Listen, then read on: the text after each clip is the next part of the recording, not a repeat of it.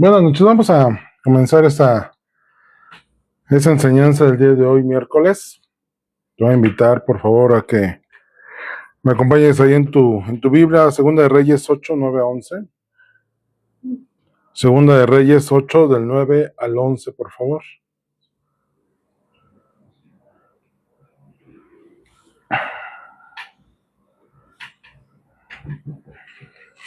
Ok, sí, ya lo tenemos por ahí. La palabra del Señor dice: En el arca ninguna cosa había sino las dos tablas de piedra que allí había puesto Moisés en Horeb, donde Jehová hizo pacto con los hijos de Israel cuando salieron de la tierra de Egipto. Y cuando los sacerdotes salieron del santuario, la nube llenó la casa de Jehová. Y los sacerdotes no pudieron permanecer para ministrar por causa de la nube, porque la gloria de Jehová había llenado la casa de Jehová. Vamos a orar. Padre Celestial, bendito eres tú, Señor, creador del cielo y de la tierra. Te damos gracias porque podemos vivir, respirar, y eso solamente por tu infinita gracia y misericordia sobre nuestras vidas. Permite, Señor, que en este momento tu Espíritu Santo tome el control de todo lo que se hable, de todo lo que salga de mi boca. Trae un espíritu dispuesto a recibir, y que la manifestación de tu presencia en este lugar y de tu gloria sea palpable, sea visible, y en todo, Señor, el reconocimiento sea solo tuyo. Pon corazones dispuestos, espíritus perceptibles, y que tu sabiduría sea sobre nosotros en Cristo Jesús.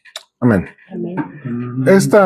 Este tema ya lo habíamos visto hace un tiempo, pero quiero volverlo a retomar. Lo volvamos a Segunda de Reyes 8, de 9 al 11. Ya está puesto. Yo lo estoy viendo ahí en la... volverlo a repasar. Sí, pues está al revés. Porque después de haber estudiado los dones y después de lo que hemos estado viendo, quiero retomar un poquito este tema desde la perspectiva de ubicarnos qué es lo que había acontecido, qué estaba aconteciendo, cuándo ocurrió esto, y sobre todo lo que hemos estado viendo los 10 domingos de los 10 mandamientos. Acabamos de leer un pasaje en el cual nos cuenta del momento en que Salomón inauguró, estaba haciendo, hoy se le llamaría el open house, la apertura de la casa, la presentación de la casa, el estreno de la casa, del templo que había sido edificado por Salomón para el Dios creador, el eterno Dios de Israel. Recordemos que este templo había sido la intención de David, el construirlo, había sido la intención de David el hacerlo, pero el Señor le dijo: ¿sabes qué? Tú no, David, va a ser tu hijo.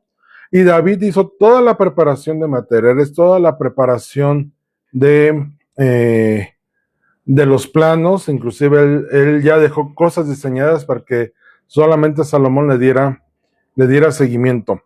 Pero dentro de esto, debemos hacer notar que no fue una construcción común, no fue una construcción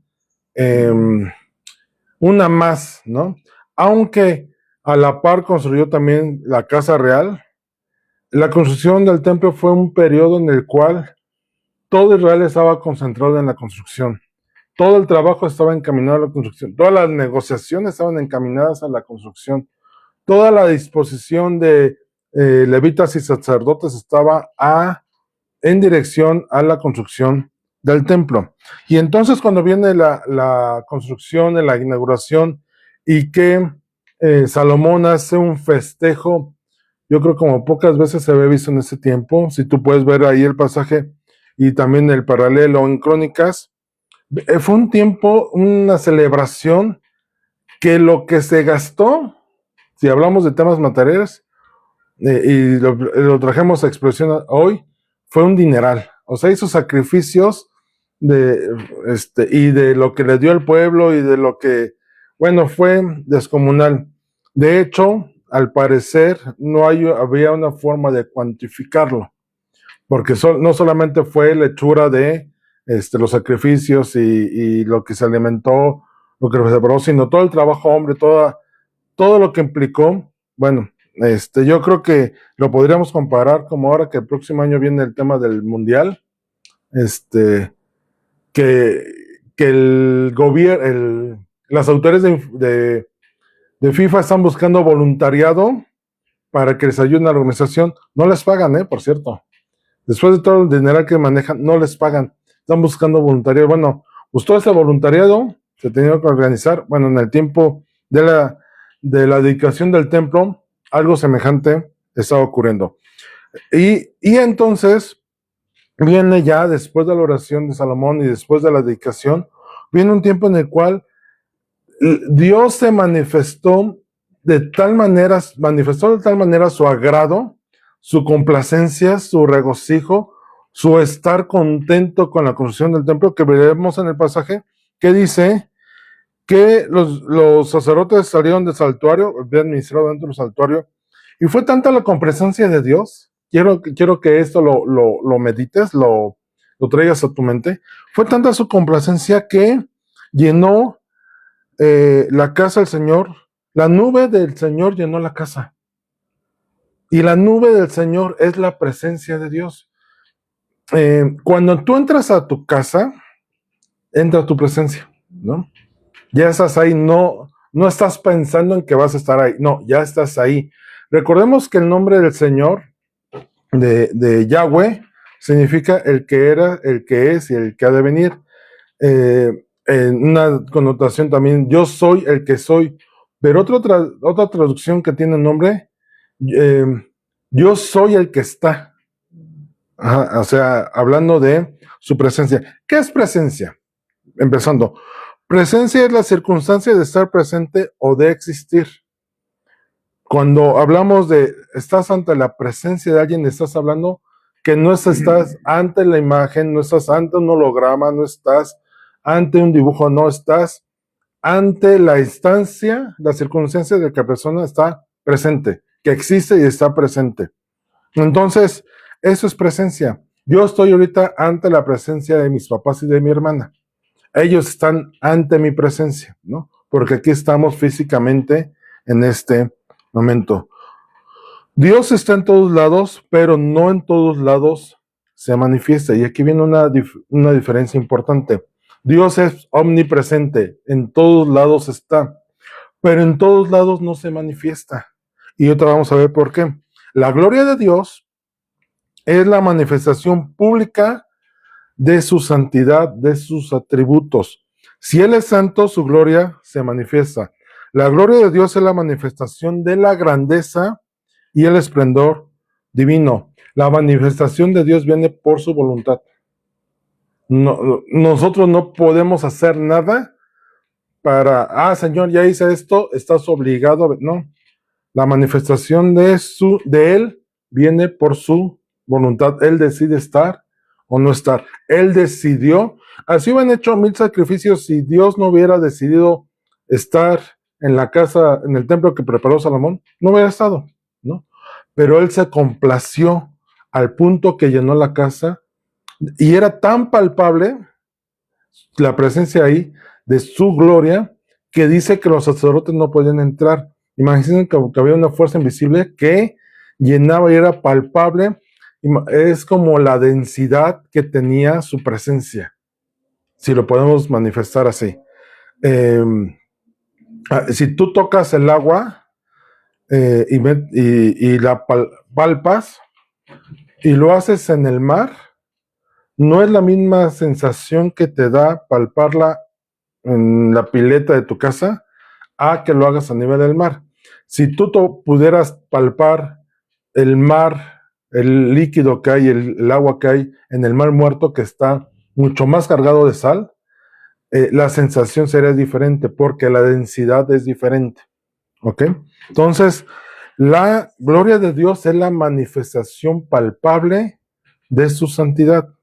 Ahora, ¿qué tiene que ocurrir para que una y otra se den?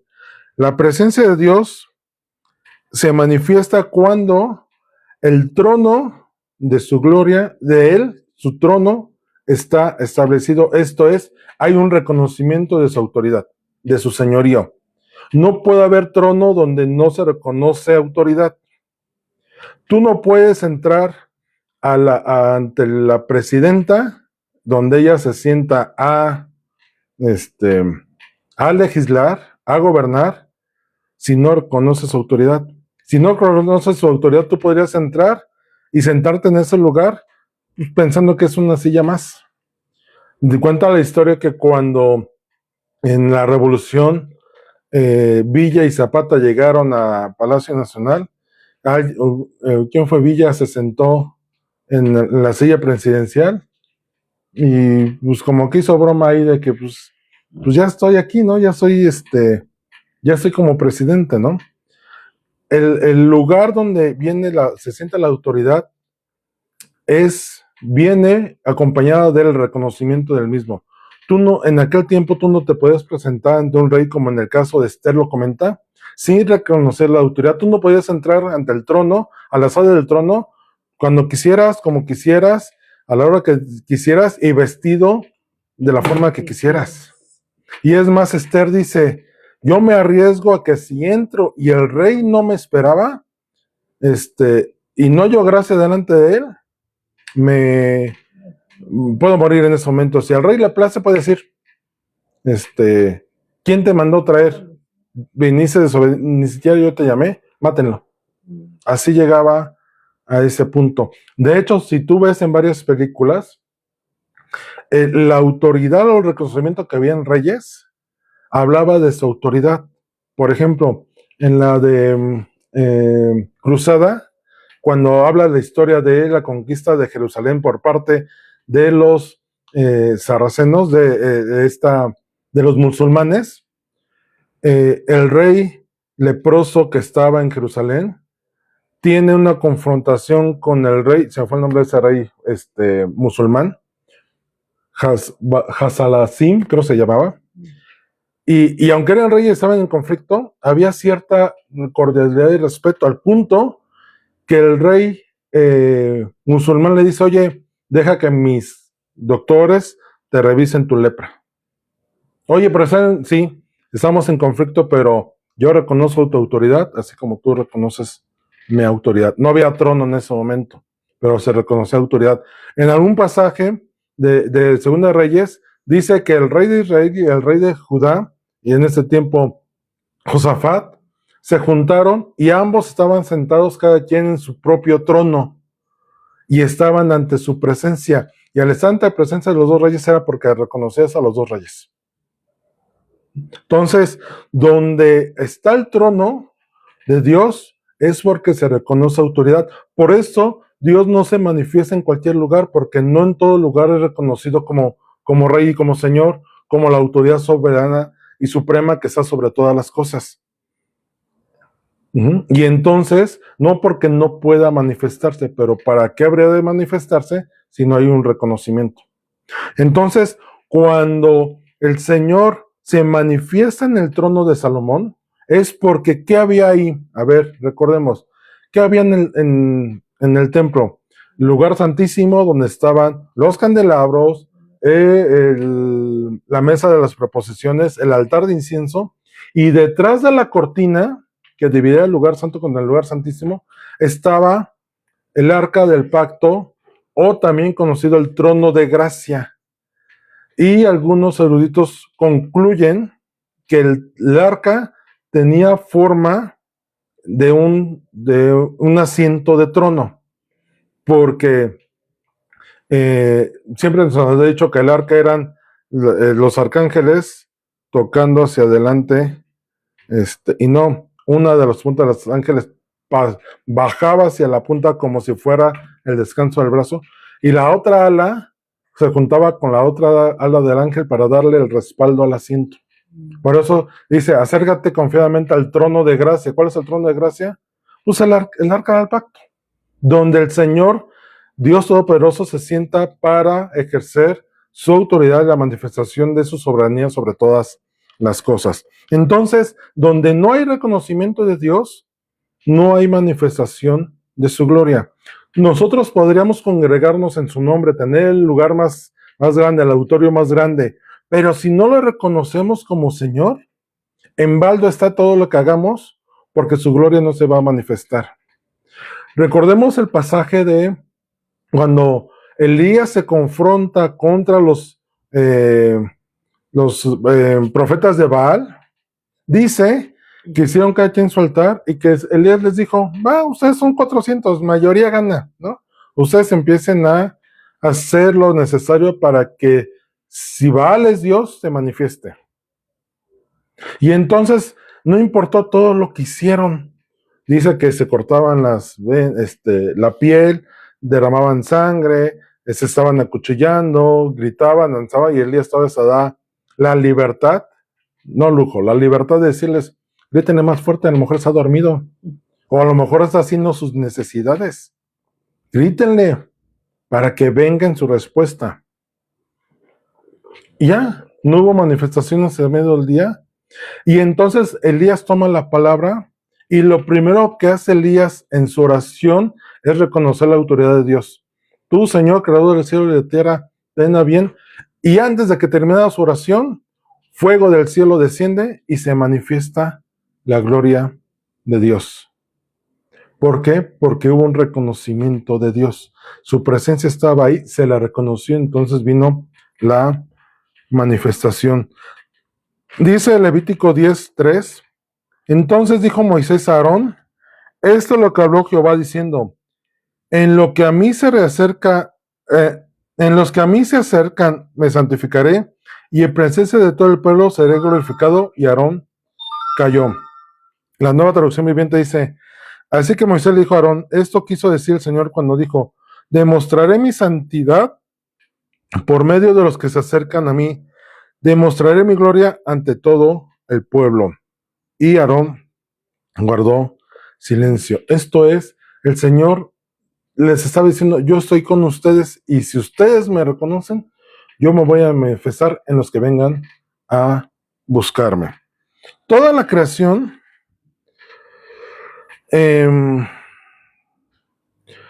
proclama su gloria. Recordemos que su gloria es la manifestación de su presencia.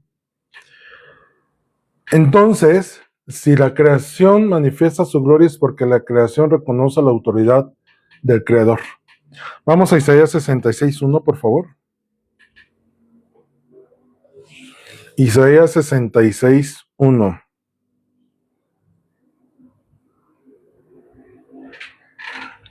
Dice, Jehová dijo así, el cielo es mi trono y la tierra estrado de mis pies. ¿Dónde está la casa que me habréis de edificar y dónde el lugar de mi reposo? ¿El Señor necesitaba una casa para habitar? No. Imagínense, si el cielo es su trono y la tierra donde vivimos es donde Él posa sus pies, toda la creación, todo lo que existe, todo lo que hay, ahí está, Él está. Él está en los árboles, en el aire, en las estrellas, en las grandes lumbreras, en los animales, en las aves que vuelan, en los peces del mar, en las profundidades, en todos lados Él está, porque todo fue creado de Él y todo da testimonio de Él. Y si Él está en todas las cosas, y toda la creación la reconoce como su creador, y fíjense qué contrastante es esto. La creación reconoce a su creador y nosotros que fuimos también creados, nos cuesta trabajo en reconocer a nuestro creador. Y cuando nosotros podemos reconocer al Señor como nuestro creador, entonces permitimos su manifestación sobre nosotros. La gloria se manifiesta en nosotros. Vamos a hacer rápido un recuento de la historia bíblica y qué estuvo pasando con su presencia. En Éxodo 13, 21 y 22, Éxodo 13, 21 y 22, dice, y Jehová iba delante de ellos de día en una columna de nube para guiarlos por el camino, y de noche en una columna de fuego para alumbrarles a fin de que anduvieran de día y de noche. Nunca se apartó de delante del pueblo la columna de día ni de noche la columna de fuego. Y ese que nunca se apartó es que siempre estaba presente. Ahí estaba. Volvemos al concepto de presencia que habla de la circunstancia de estar en un lugar, ¿no? De estar ahí, le agregará como que físicamente, ¿no? Presencialmente. Entonces, desde el que el pueblo iba caminando por el desierto, Dios les estaba diciendo, yo estoy con ustedes, no solamente de estar, sino también se manifestaba. Imagínense una columna de fuego de noche guiándolos. Y de día una nube. El pueblo en ese tiempo, los que salieron, eran ya millones de personas. Imagínense el tamaño de la nube que tenía que haber en el desierto para cubrir a todo el pueblo. Y quiero pensar literalmente que si estaba el sol a plomo, mediodía, literalmente se podía ver la línea en la arena de donde estaba pegando el sol con donde no estaba pegando el sol, ¿no? Y volteabas hacia arriba y estaba la nube manifestada. Y en la noche, todo oscuro y una columna de fuego, no solamente para dar calor, sino alumbraba. Si alguien ha estado en el desierto de noche, no se ve absolutamente nada. Si te ha tocado viajar en auto por el medio del desierto, no se ve nada. Si acaso, si hay luna llena, es la luz natural que alumbra o un cielo estrellado. Pero de ahí en fuera no ves nada, ¿no? Y en el desierto no hay nada. Bueno, imagínate que trae a tu memoria esto, ¿no? Trabajo bien tu mente, una columna de fuego, como una fogata andando literalmente. Esa era la presencia de Dios manifestada. En Éxodo 40, 34 y 38, Éxodo 40, 34 al 38, dice, entonces una nube cubrió el tabernáculo de reunión y la gloria del Señor llenó el tabernáculo. Y no podía Moisés entrar en el tabernáculo de reunión porque la nube estaba sobre él y la gloria del Señor lo llenaba. Y cuando la nube se alzaba del tabernáculo, los hijos de Israel se movían en todas sus jornadas. Pero si la nube no se alzaba, no se movían hasta que el día en que ella se alzaba. Porque la nube de Jehová estaba de día sobre el tabernáculo y el fuego estaba de noche sobre él, a vista de toda la casa de Israel en todas sus jornadas. Vemos cómo el Señor se manifestó en el desierto sin ninguna habitación, en el tabernáculo que fue un diseño celestial revelado a Moisés y que el Señor dijo, conforme al modelo que te fue mostrado, construye el tabernáculo en el cual yo habitaré en medio de ustedes. Y después, el pasaje que vivimos hace ratito, Segunda de Reyes, donde viene la dedicación del templo de Salomón y la gloria de Dios nuevamente llenaba el templo de forma que no podían entrar. Yo no alcanzo a imaginar eso, ¿no? Porque no era un lugar chiquito el tabernáculo, era un lugar bastante amplio en sus medidas y simplemente no se podía entrar. Recordaba el otro día, mis papás se deben de acordar bien también, mi hermana, que íbamos al oratorio de Cuernavaca y el lugar donde se entraba a orar tenía las medidas del diseño del templo de Salomón, del lugar santo. Y era un lugar, no sé,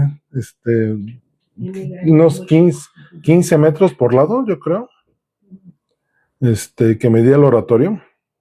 Pero era un lugar bastante grande. Imagínense este lugar lleno de la presencia de Dios que no podías entrar. Pero, ¿qué ocurre? Les decía, mientras hay un reconocimiento de Dios y se establezca su trono, Él manifiesta su gloria. Pero ¿qué ocurre cuando no se le reconoce como Señor? Fue lo que ocurrió con el pueblo de Israel y de Judá. ¿Por qué fueron llevados cautivos a Babilonia? Porque dejaron de reconocer y guardar su ley.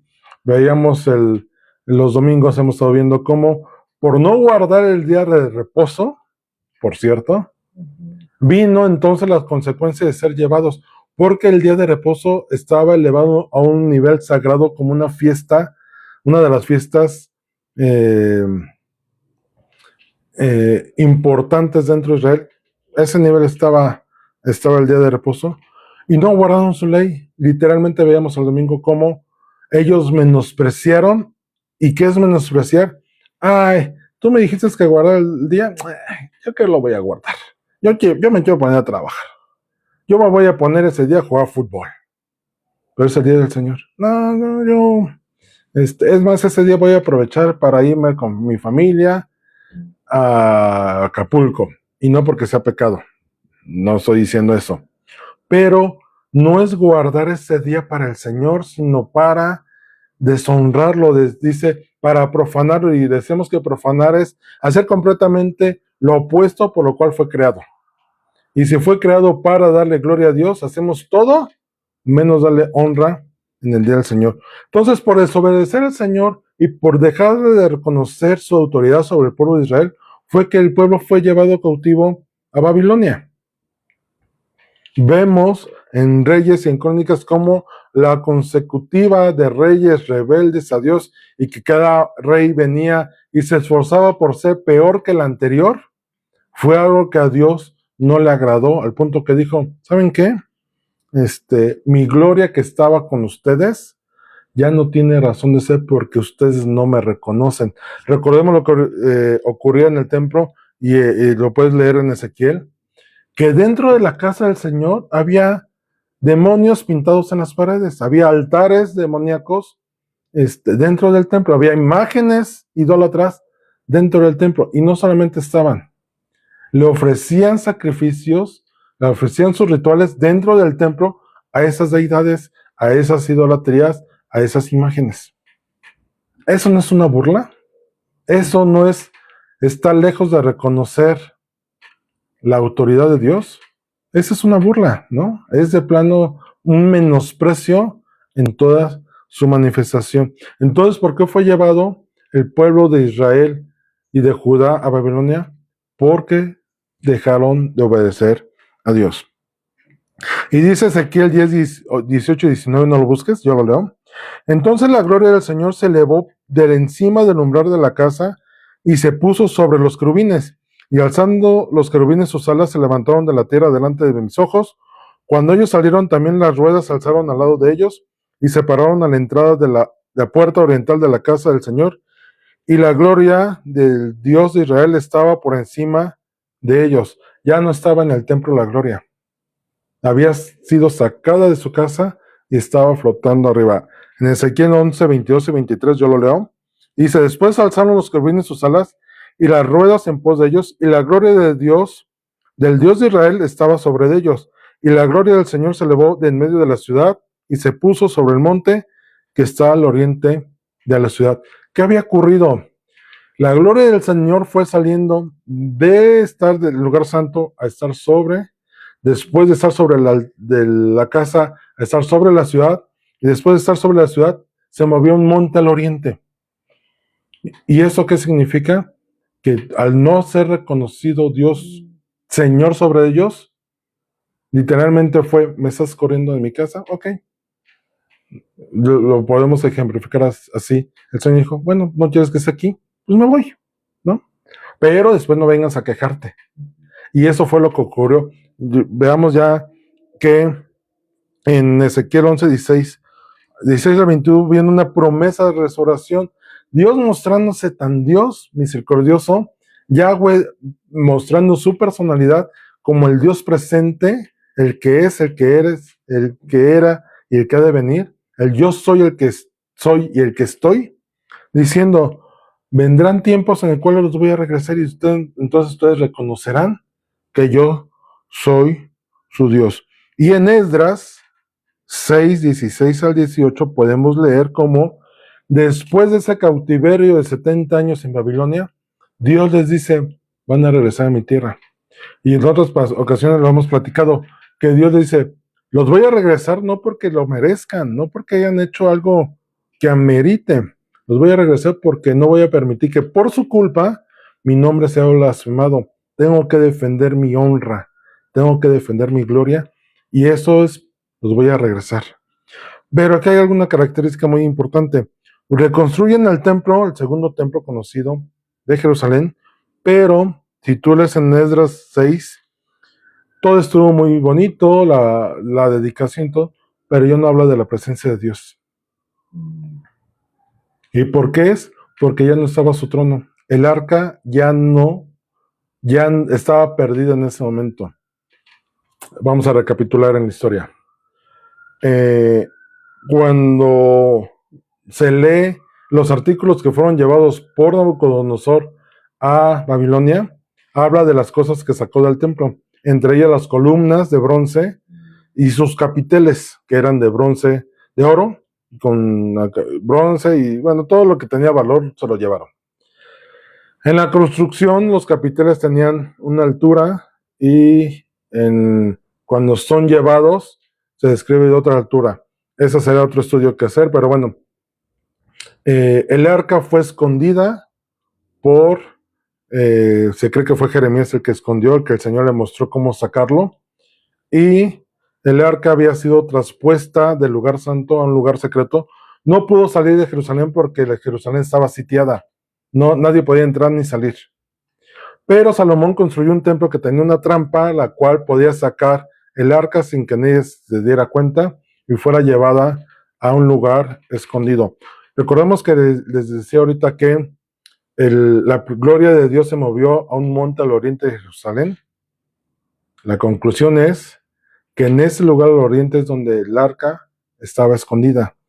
La gloria de Dios no puede estar lejos de su trono. Si el arca del pacto estaba ahí, era porque, estaba ahí escondida, la gloria de Dios estaba sobre donde estuviera el arca. Entonces, vemos cómo en el segundo templo no había gloria. Oye, pero es casa de Dios, sí, pero no por ser casa significa que la gloria de Dios esté mientras no la reconozcas. Y espero que ya vayan entendiendo a dónde quiero llegar. ¿Qué es lo que trae la presencia de Dios a nuestras vidas? Cuando lo reconocemos como Señor de nuestras vidas. Desde la creación, fíjense, vamos a hacer un recuento histórico desde Génesis. Desde la creación todos somos sus criaturas suyas, ¿no?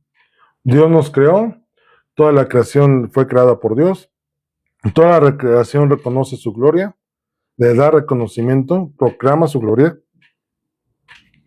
Y en el desierto eran descendientes de Abraham con quienes Dios había hecho pacto. Cuando salieron de Egipto, en ese momento todavía no eran nación, eran los descendientes de Abraham. Y en ese momento Dios dijo, ustedes van a ser mi pueblo y yo voy a ser su Dios. El pacto es si ustedes guardan mi ley, yo abriré las ventanas de los cielos y derramaré bendición sobre ustedes. Después de que salieron en el desierto, que estaba la columna de fuego, la nube sobre ellos, vino la construcción del tabernáculo.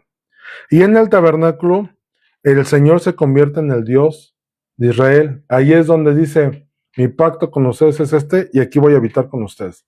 Yo habitaré en medio de la nación. Y cuando dice esto de habitaré entre ustedes, literalmente así fue. Cuando tú ves cómo, cuando la nube se detenía, cómo se acomodaba el campamento de Israel, era el templo, el tabernáculo en medio, y hacia cada lado, tres tribus. 3 al norte, 3 al sur, 3 al este, 3 al oeste. Juntito al tabernáculo estaban los sacerdotes y los levitas, que eran los que servían. Así era, literalmente el tabernáculo del Señor estaba en medio del templo. Y no solamente se expresaba en una forma física, sino estaba hablando de yo estaré en medio de ustedes. Dios le hablaba a Moisés, y Moisés todo el discurso que daba de parte de Dios era a las puertas del tabernáculo, reconociendo la autoridad de Dios. ¿Se imaginan que la presidenta dé un informe, no en Palacio Nacional, sino se vaya a una, ¿cómo se llaman las de Xochimilco? ¿Una trajinera de Xochimilco? tú dirías, oye, pues está bonito Xochimilco, ¿no? Pero aquí estás dando un informe como que no hay congruencia. Bueno, todo mensaje de Dios venía desde el medio del, del pueblo. Después, en el templo de Salomón, Israel ya era el pueblo de Dios. Ahí ya era una nación, ya era conocida como una nación en la cual Dios le respaldaba. En el segundo templo, cuando Israel regresó del cautiverio, volvió a constituirse como una nación. No fue un pueblo ahí, ay, regresaron unas familias, no. Se constituyó nuevamente como una nación y después vinieron 400 años de silencio. Hasta que llegó el Nuevo Testamento, bueno, linealmente en la Biblia el Nuevo Testamento, con el nacimiento de nuestro Señor Jesucristo y la implantación de un nuevo pacto a través del sacrificio de Jesús. Y en ese momento, el sacrificio de Jesús, ¿qué vino a hacer? Vino a darnos identidad como hijos, como pueblo adquirido y como nación santa. No es lo mismo un pueblo que una nación. Un pueblo puede ser un conjunto de familias que viven juntas. Una nación ya tienen autoridades reconocidas dentro del pueblo. Aquí, ¿cómo se nos conoce? Somos el pueblo de México. Sí, porque tenemos un cúmulo de familias conjuntadas. Comúnmente cuando se refieren al pueblo de México, se hace una connotación de los mexicas, de nuestros ancestros prehispánicos, que eran los que vivían con ciertas características. Hoy la nación, cuando hablas de la nación de México, piensas en la República Mexicana, desde Mexicali hasta Cancún, con toda la figura del territorio que tenemos. Esa es una nación, ¿no? Porque reconoces que hay los otros países nos reconocen como una nación. ¿Por qué? Porque hay poderes, hay un presidente, hay toda una organización, hay una economía, hay un sistema de justicia. Eso es una nación. Si tú vas a un pueblo, a los tarahumaras, es un pueblo, porque ellos no tienen presidente, ¿no? Tienen líderes, ¿no? Pero finalmente es una comunidad de personas que viven. ¿Cómo se llaman los que hacen los quesos? Menonita. Los menonitas.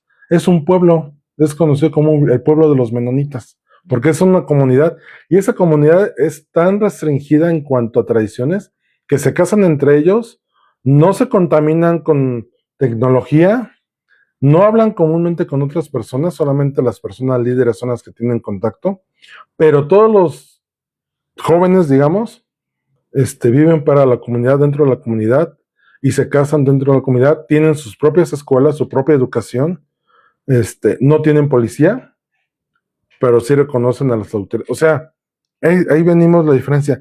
Jesús, a través del sacrificio, nos injerta en el pueblo escogido y nos llama nación santa, porque ahora tenemos una ciudadanía no terrenal, sino espiritual.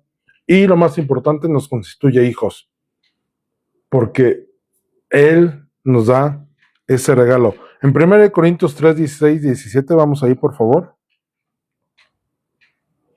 Y si en el Antiguo Testamento vemos que cada habitación que fue hecha para Dios, Él habitaba dentro, veamos esto.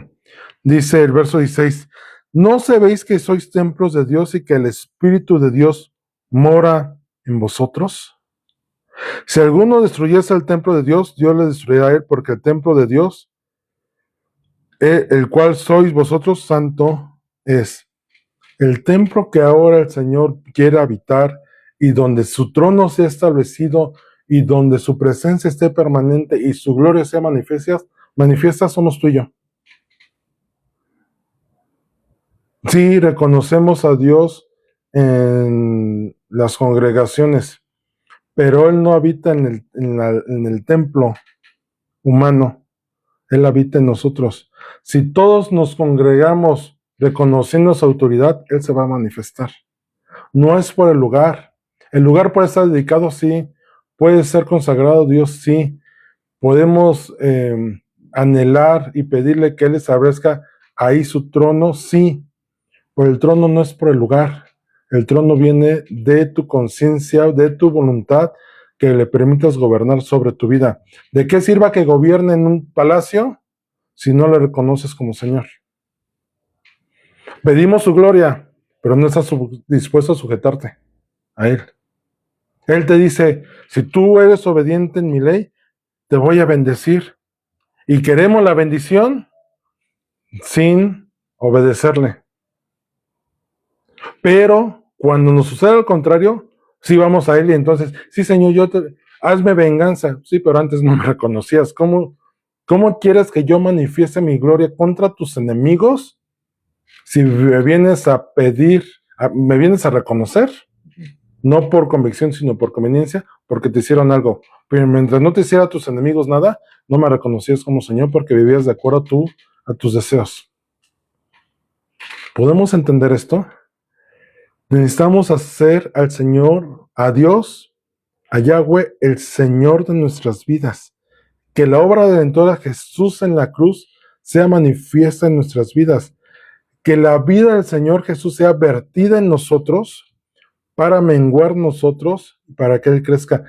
El domingo que estudiamos esto de Día del Señor, veíamos algo que hasta el día de hoy yo le sigo dando vueltas porque el día de descanso, el día de reposo era un día en el cual se buscaba, o la intención de parte de Dios era que menguaras a tu voluntad, a tus deseos y a tu conveniencia para darle la oportunidad al Señor que Él se magnificara y creciera en la persona.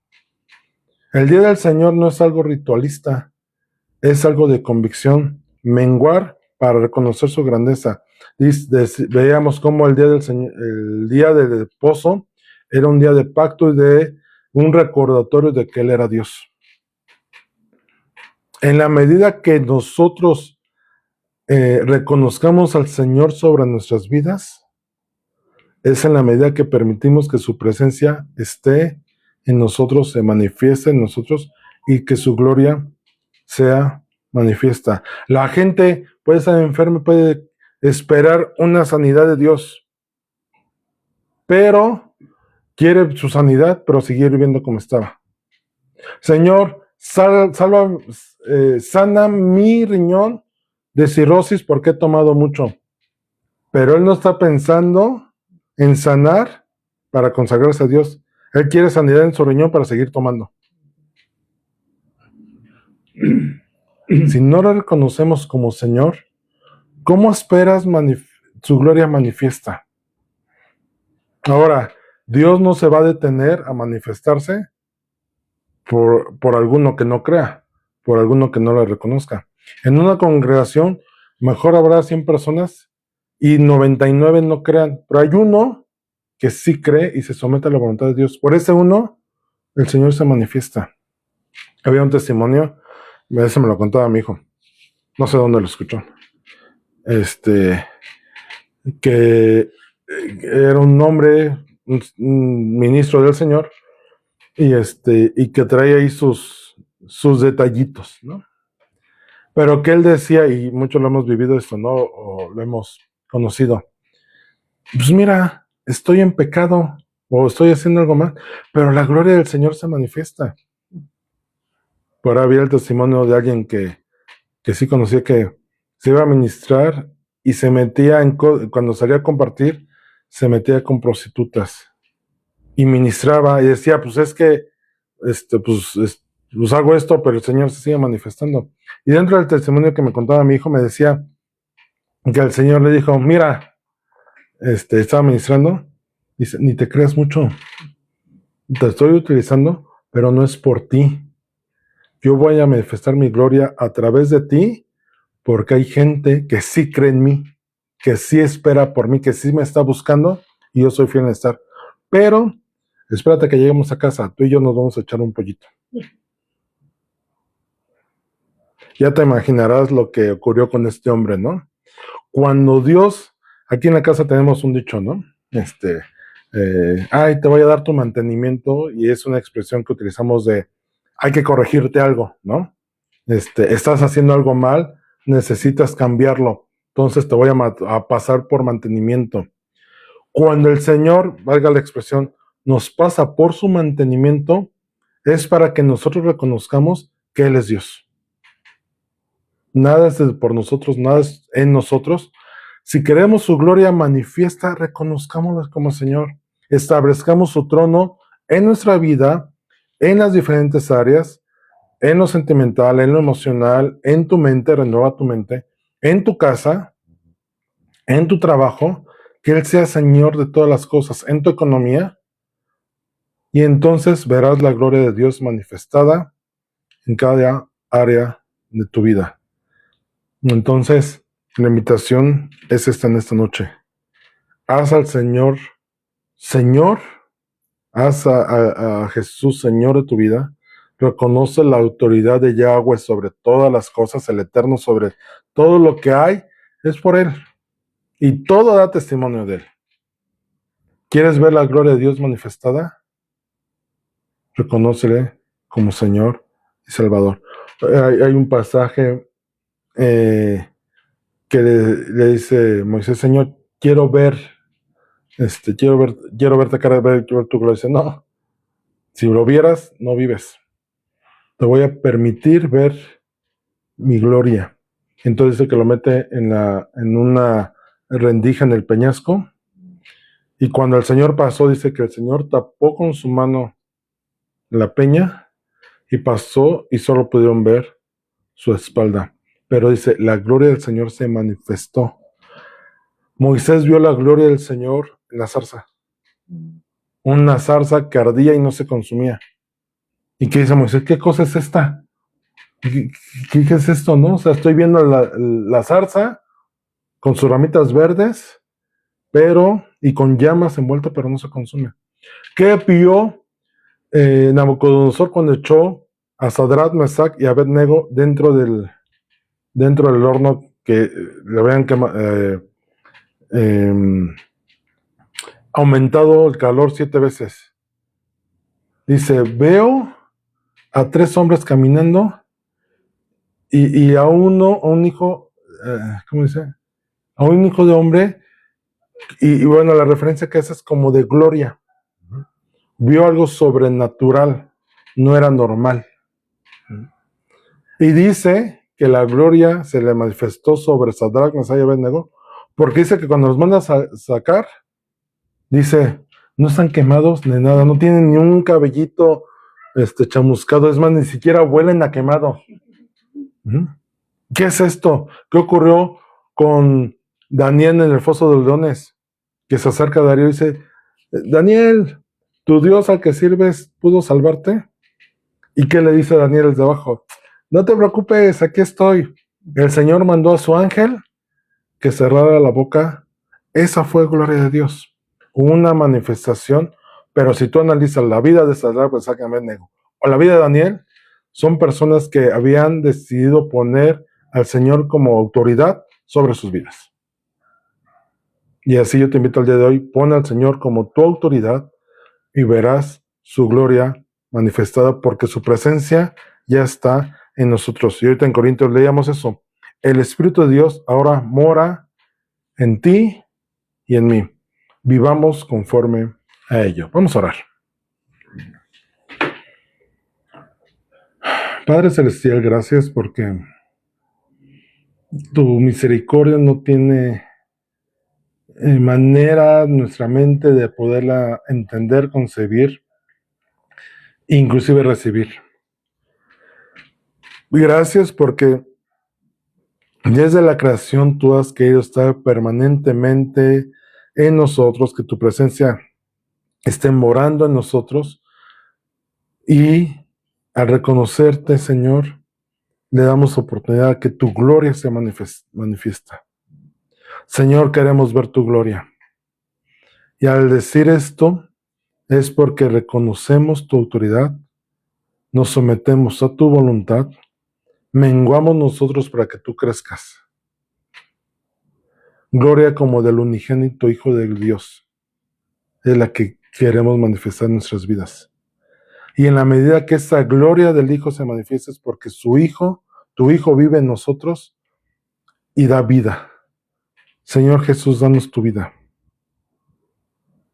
Gracias porque la has vertido en nosotros cuando te recibimos en aquella cruz del Calvario. Y ahora tu Espíritu mora en nosotros y nos guía a toda verdad que eres tú. Espíritu Santo, ayúdanos, guíanos, muéstranos cómo permanentemente tu presencia esté en nosotros y que la gloria de Dios sea manifestada en toda la tierra. Gracias, Señor, por esto en nuestras vidas. Manifiesta tu gloria en nosotros, Señor. Que no haya nada que estorbe, que no haya nada que impide, que no haya nada de soberbia, orgullo, egolatría en nosotros, Señor. Porque nada es por nosotros. ¿De qué sirve reconocernos y querer hacer nuestra voluntad si nosotros no manifestamos ninguna gloria? La gloria viene de ti. Toda gloria es tuya. Si algo resplandecemos nosotros, es por ti en nosotros, no por nosotros. No hay nada bueno, nada digno en nosotros de que pueda manifestar esa gloria. Todo viene de ti. Y por eso, Espíritu Santo, habita permanentemente en nosotros. Establécete permanentemente en nosotros. Que el gobierno del reino de Dios esté en nosotros. Lo vivamos, lo percibamos, lo manifestemos y que tu poder esté en nuestras vidas. Gracias, Señor Jesús, por todo esto y que tu gloria sea manifiesta.